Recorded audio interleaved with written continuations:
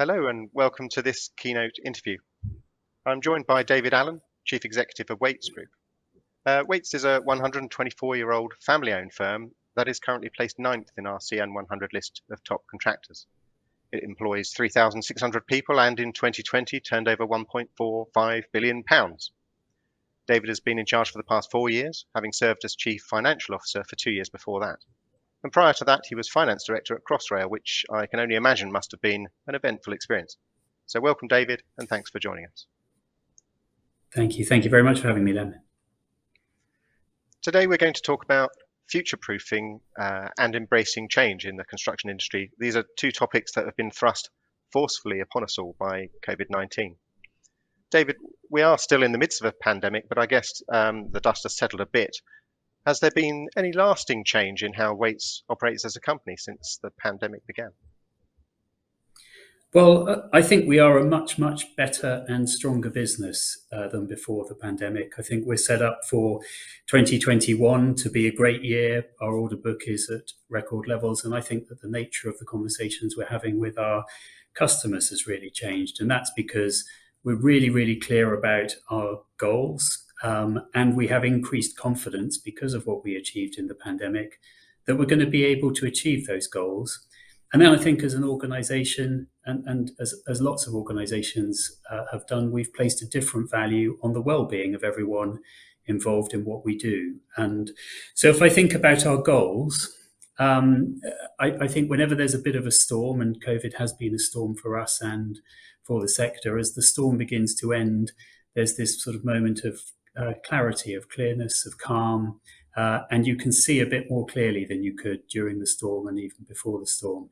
And I feel we're in that moment, and our goals of making our business more trusted, more progressive, and more sustainable are clearer to us than ever, and their importance is clearer to us than ever. And that's being reflected back to us by our customers in the conversations we're now having about the work and services that they want us to deliver for them.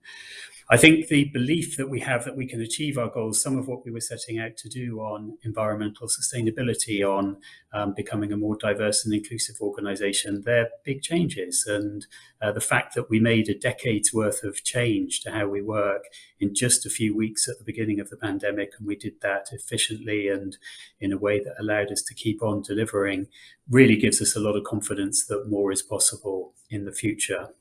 And then when I think about our colleagues, everyone's been through quite a lot. It's been an emotional drain for people to keep on trucking through the pandemic and through Brexit and through the social crisis that followed the murder of George Floyd. We've got through that together, and now we're thinking about how people's lives are as happy as they can be and they're as productive as they can be at work. And in our biggest business in construction, we've implemented a one simple thing program where colleagues pick something that really matters to them. And that could be taking time once a week to get away and if they have a caring obligation for a friend or relative. It could be picking up children from school. It could be finding time to exercise at the beginning or end of a day, or just take lunch away from your desk, and talking to your colleagues about what they can do to support you in doing that. And therefore in fulfilling your potential is something that feels new and much more natural now than it would have done before the pandemic. And when the pandemic arrived, it came as a shock to all of us. I think we were all sort of braced for Brexit interruptions and things like that. And then along came COVID to make that look perhaps a bit like a picnic. I don't know. As leaders, we were all challenged to try and lead our teams in a situation where we're perhaps very uncertain ourselves. Are there things that you look back in hindsight and you think, oh, if I would have done that differently if I'd have known? And also, what lessons do you think you might have learned personally about leadership as part of the last 18 months, 2 years? All right. Well, if I take those two questions in turn, in what would we have done differently in hindsight? Well, we did a lot. Obviously, we kept our people safe. We kept all of our contracts and our projects and our housing developments and the maintenance of lots of homes, social homes up and down the country. We kept all of that going, and we're really, really proud of having done that. We've reorganized our business. We restructured ourselves in July 2020. So we actually did quite a lot through the pandemic. With hindsight, though, there are some changes to what we did and how the language I was using to describe the way forwards for the business. So we went into the crisis from a position of strength. We'd had a great 2019. I felt confident that we could survive lots of pressure as an organization and as a team. But obviously the pressure we were facing was very sudden. It was very unknown. And a lot of the language and the thinking was about a fight for survival. And that brings with it a very operational and tactical focus. And I guess if I knew that we were going to emerge in the position of strength that we are now in, my language might have been different. I would have more deliberately maintained contact with our future and the excitement of our future throughout my communications with the business. And that may have given colleagues greater confidence. And I think it's something, if hopefully we never plunge into something quite like COVID again, but in terms of how we deal with difficulties in the future, reminding the team that we've got to retain contact with our future would, I think, be really important. And I guess there's one other change that with hindsight, we were really focused at the beginning of the pandemic in making working from home and in introducing rotas on sites and having fewer people present in the business every day. We were really, really focused on making that work efficiently and in making sure it could be done safely for everyone in the business. And because we'd never made that sort of change at that scale and at that speed before, again, there was an operational and tactical focus on that. And I think that now that the pandemic is ending and we are encouraging people back into our offices, we've got to find a more durable end state that takes the best of what we've learned about how we can work flexibly and build efficiency and have people have lives that are better balanced, with some of the stuff that we've missed, the being together and the sense of belonging. Because I want Waits to be a place where people really feel they belong. And if we're going to feel that we belong, we've got to spend time together in person, and getting that balance right for the organisation, for our customers, is something that we're still working through. So that wasn't a focus. The durable end state wasn't a focus at the beginning. The second part of your question was, what are the biggest lessons I learned about leadership through the crisis? And I guess the fundamental thing is that I don't think the nature of leadership changes very much over time. It is about being thoughtful and careful about the well-being and professional development of the people that you work with. It's about being clear what you want from those people and what's in it for them. It's supporting and challenging them so that they can do more. It's being kind when you have to do the hard stuff, and there was some hard stuff to do on the way through the pandemic. And those things, I think, are always there when you're trying to lead teams, taking time to be interested in the people around you. But the context in which we were trying to do that was different. There was greater physical separation between leaders and their colleagues. There was additional stress because people were going through very difficult things with disruptions in their personal lives, with friends and family members being sick, with many of colleagues were unwell during the pandemic, and so that made the context more challenging than it normally is. And I think that challenge was amplified perhaps by losing contact with our future for a couple of months at the very beginning as well. So when I took this job, I made a pretty clear decision to do it as me. I was going to lead Waits as me, to be very straightforward and honest about what I wanted to do with the organization and what I was thinking and feeling about our performance and our development. And I think that was very helpful to me as a bit of a North Star through the crisis. Like most leaders in our business and many others who've been through the last 18 months or almost 2 years now, I think we've now got a reset moment where we need to think about the habits of being quite operationally focused on tactics, let go of that, be less directive, trust our teams more, because one of the things I really learned through the pandemic is that if we trust our people to do things, they can produce amazing work amazing answers and can do simply incredible things collectively. So that reset, a bit like a computer, every so often you need to reset a computer, have it untangle bits of software that have got glitchy, and so on, and get ready to perform again. Components cool down and ready to be our best selves. And that, for me and my leadership team, is where we are right now. Yes, thanks, David. I mean, that you touched on the business of providing clarity when perhaps you don't feel that clarity yourself. I guess that is leadership. Really, it doesn't change whether it's a pandemic or business as usual. It's always a leadership task to create that confidence, isn't it? So. It is, and one of the nice things about the crisis was that at the beginning, I felt more strongly than I've felt before in this sector a real collaboration between businesses, leaders, and other CEOs sharing their ideas about whether sites were closing or opening, how use of public transport was being handled, what measures were being implemented on site, what were the challenges in accessing supplies of PPE and hand sanitizer, and everyone was sharing in a very open and positive way their ideas, the changes that they were making, what was going well, what wasn't.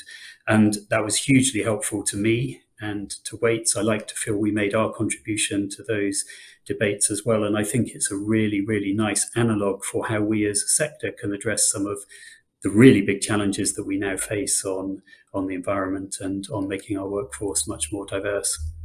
Yes, yeah. Well, we'll come on to those now. I mean, you talked about the sort of computer reset of the industry, and I guess that's where we are now. I mean, we still do have a pandemic. We're in that.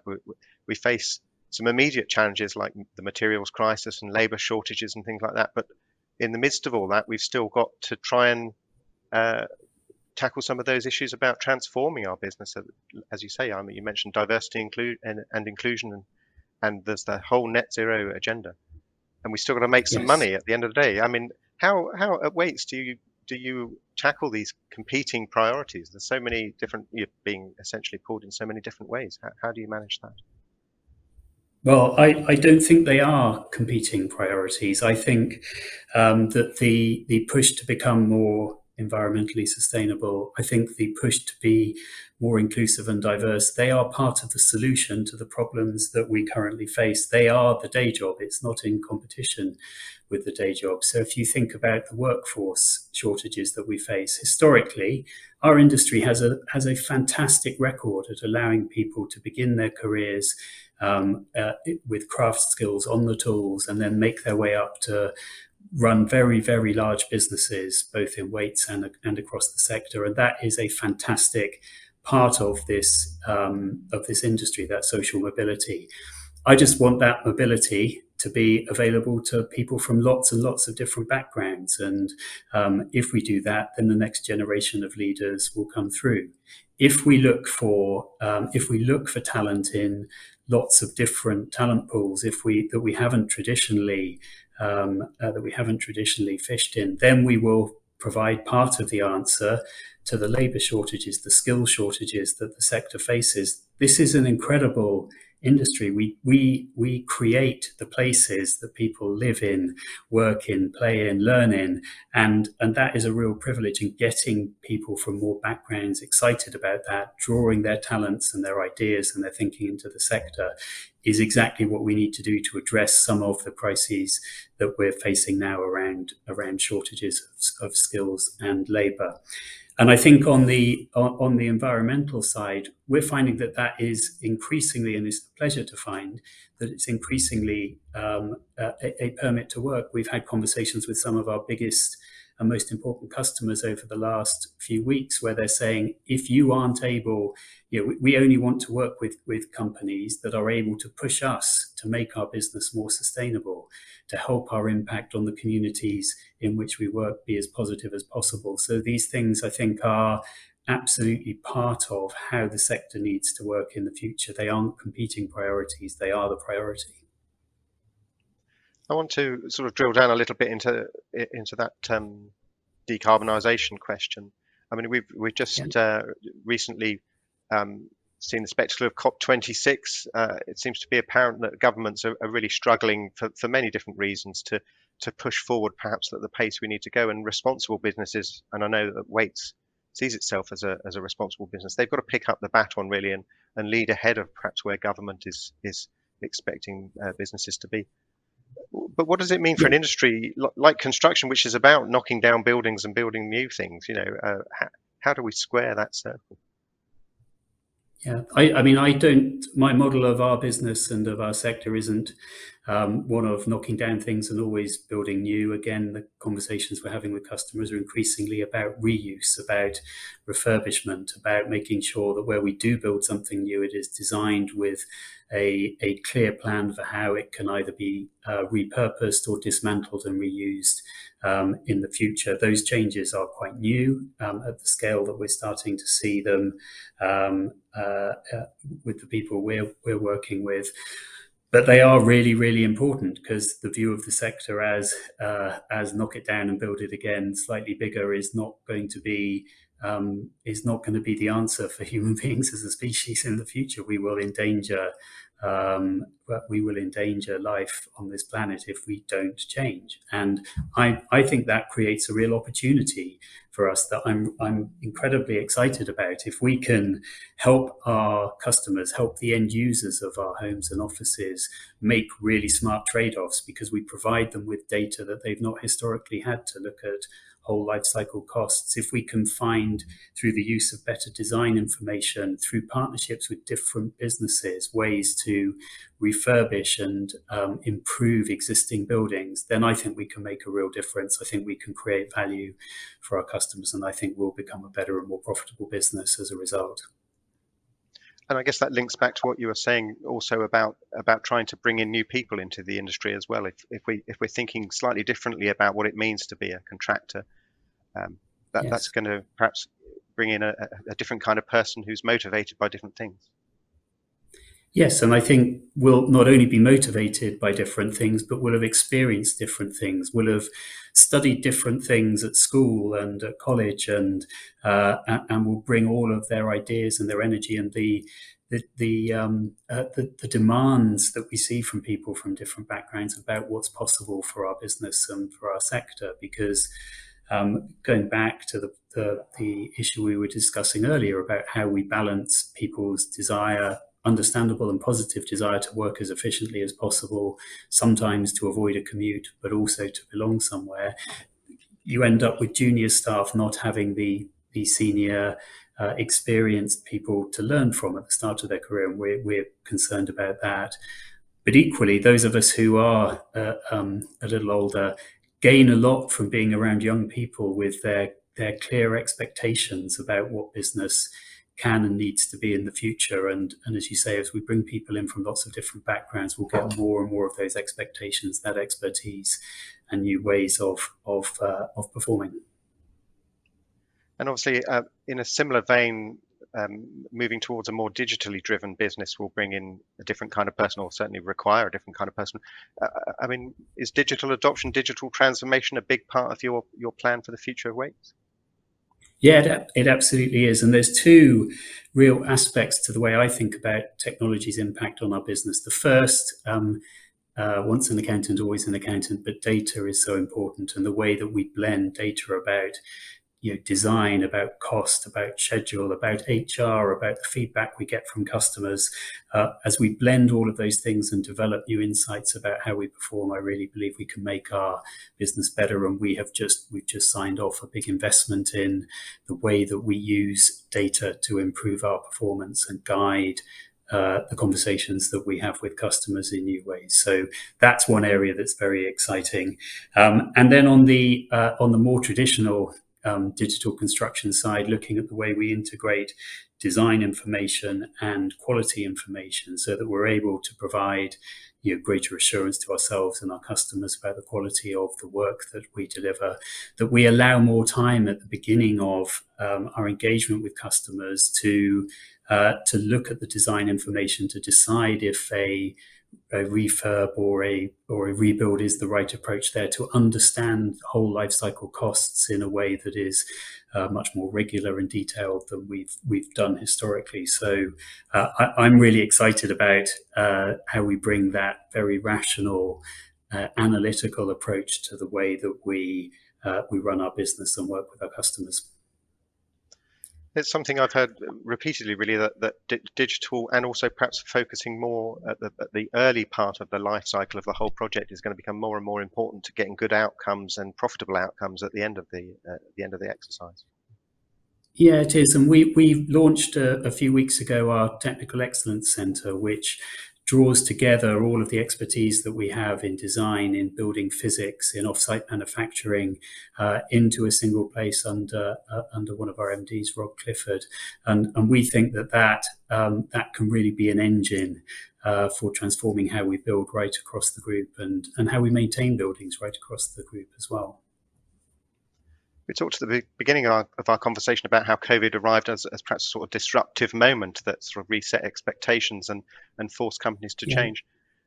We often hear about sort of the idea that industries can be disrupted by new entrants. You know, look at the way that Tesla has disrupted the automotive industry and pushed them really in the direction of electrification. Do you see that happening in construction? Are the disruptive things that Wates is doing that's going to change how the industry functions? Well, I think COVID was a disruption, and there are aspects of our goals that have sort of disrupted me actually over the last 18 months. And I guess in that respect, I'd look at our push to become more inclusive and more diverse. And I'm glad that I've been forced by colleagues and the people around me to reflect on my role on my position in the organisation and on how I got there. And actually, I've had the privilege of participating in listening groups about race and gender and all aspects of becoming more inclusive. I've also had the privilege of being part of our reciprocal mentoring program, trying to help some of our leaders understand the presence of issues to do with race in our business and society and how we need to respond. And it's changed the way I tell my story to myself, my life story. The things I tell myself about my life have changed over the last 18 months. I think I began at the beginning of the pandemic. My story to myself was about a struggle to overcome lots of barriers and push through hard work to achieve some level of success. And actually, in reflecting more broadly on the life I've had and the career that I've had, actually, I've had lots of advantages. Every time I've gone into a room that's a bit more senior, it's been increasingly populated by people who look and sound like me, and that's made it easier for me to feel included, to be relaxed, to give of my best, and that change in that life story and my determination to create in Wates an atmosphere where other people, where everyone can feel included. It is a big change and a disruption in me. Now, I also believe that change can enable Wates to be disruptive in the industry, because if we do succeed in becoming the most inclusive, the most diverse team, we will have people performing at their very best. We will have ideas from our sector and beyond that will make us a higher performing business that more and more customers will want to work with, and where people will want to join our team. So I think that is a source of real potential disruption in the future. Just want to sort of expand on that. I mean, obviously, Wates is a significant employer in its own right, but also you work with many different partners and suppliers and specialists. And how do you influence that broader community to follow your lead? How does that work? By being clear where we stand. So we, in all of the changes that we are looking to make to our business, draw a lot of confidence from the changes that we and to some extent the rest of the sector have made on safety over the last 15 or 20 years. And we kicked off here at Wates at the end of 2015 and beginning of 2016 a Zero Harm, We're Safer Together program. And we have made a tremendous impact on the safety of all of our workplaces. We have really very, very significantly reduced the number of incidents and accidents and injuries that occur in this organisation. And we did that by being clear about the requirement, by by being intolerant of people not joining in and helping us achieve our goal, by leading effectively, by training people, giving them the tools to make a difference in how safe our work environments are, by measuring it, by paying people against it. And all of those changes added up to a really significant change in the culture and performance of our organization. So we know we can do it. And so I think when I think about all of the other changes we're trying to make, we use that really significant change on safety as something that is a great example. And the reason it's a particularly great example is exactly how you framed your question. We needed to carry our supply chain with us. We needed the people who directly put operatives to work on our construction sites, the operatives who work for us in our housing maintenance business. We needed those people to come with us to understand our intent, to be clear about what we wanted to achieve, to understand that it made for a better working environment for them, and to help us make the change that we needed to make. So I think by being clear on race, for example, we have a zero tolerance approach to racism. If we see racism on our sites, whether it's from our people or from operatives who work for a subcontractor, then those people have no place in a Waits workplace. And with that clarity, hopefully comes change. Well, I guess we've come full circle in that discussion back to clarity, which is one of the things we talked about right at the beginning about getting through the pandemic. I think we're pretty much out of time, Dave. Thank you so much for sharing your expertise and your insight with us. It's been a fascinating half an hour. So thank you very much. Great. Thank you for having me. Nice to talk to you. Now, next up in our schedule, we have a short 10-minute break, after which we'll be back with what looks like a lively panel discussion on different approaches to contract frameworks and how they can drive efficiency.